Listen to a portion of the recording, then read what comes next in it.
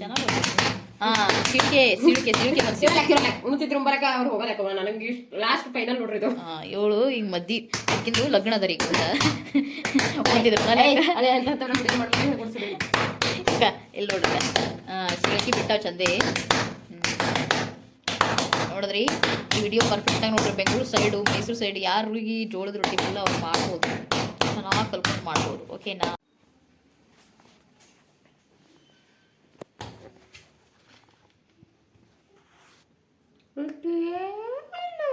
ಕಿತ್ತರದಾಗೆ ಮುಂದಿದ್ದೀನಿ ಕಿಂತರದಾಗೆ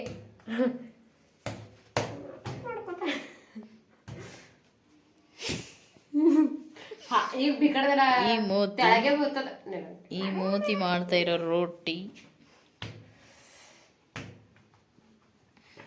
ನೋಡಿ ಎಷ್ಟು ಗಟ್ಟಿ, ಎಷ್ಟು ಚೆನ್ನಾಗಿ ಕಲಿಸುತ್ತೆ. ಇವಳು ಇಷ್ಟು ದಿವಸ ಬೆಂಗಳೂರಲ್ಲಿದ್ದ, ಇವಳಿಗೆ ರೊಟ್ಟಿ ಬರಲ್ಲ ಕಣ್ರಿ, ಏನು ಮಾಡೋದು? ನೋಡಿ ಕೈ ಬೇನಿ ಆಗ್ತದೆ. ಏನಕ್ಕಂದ್ರೆ ಇವಳು ಬೆಂಗಳೂರಲ್ಲಿ ಇರ್ತಾ ಇದ್ರಲ್ಲ, ಅದಕ್ಕೆ ಇವಳಿಗೆ ರೊಟ್ಟಿ ಮಾಡೋಕ್ಕೆ ಬೆಸ್ಟ್ ಚೆನ್ನಾಗಿ. ವಾಡೆ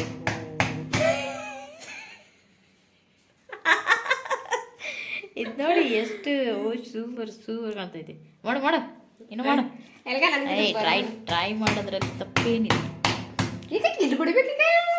ನೀ ಇದ್ದಲ್ಲ ಬೆಂಗಳೂರಿನಾಗ ಇಷ್ಟು ದಿವಸ, ಹಂಗೆ ಆಗ್ತದೆ. ಮಾಡು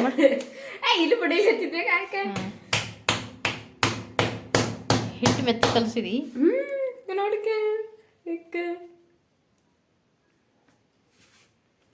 ಮತ್ತೋಯ್ತು. ಹಿಟ್ಟು ಇನ್ನೊಂದ್ ಜರ ಮೃದು ಕಲಿಸ್ಬೇಕು. ಮೃದು ಅಂತಂದ್ರೆ ನೀರು ಹಾಕಿ ಕಲಿಸ್ಬೇಕು.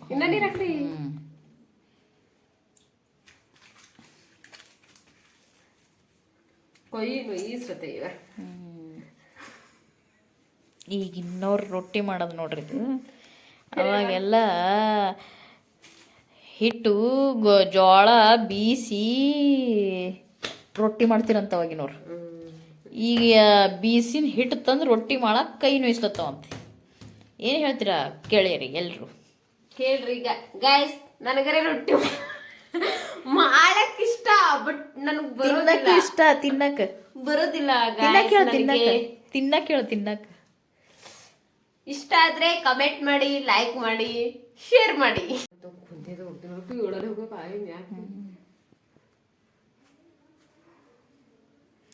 ಯಾರಿಗಾದರೂ ರೊಟ್ಟಿ ಕಲಿಬೇಕು ಅಂತಿದ್ರೆ ನಮ್ಮ ಈ ವಿಡಿಯೋನ ಕರೆಕ್ಟಾಗಿ ನೋಡಿ. ಜೋಳದ ರೊಟ್ಟಿ ಹೇಗೆ ಮಾಡ್ಬೇಕಂತ ಬರುತ್ತೆ. ಬೆಂಗಳೂರು ಸೈಡಲ್ಲಿ ಸ್ಪೆಷಲಿ ಬೆಂಗಳೂರು ಸೈಡಲ್ಲಿ ನೋಡಿದ್ದು ಚೆನ್ನಾಗಿ ಬರ್ತಾಯಿದೆ ಕಡೆ. ಸೂಪರ್ ಸೂಪರ್ ವಾಟಿ ರೊಟ್ಟಿ. ಇದು ಒಂದು ನೀರು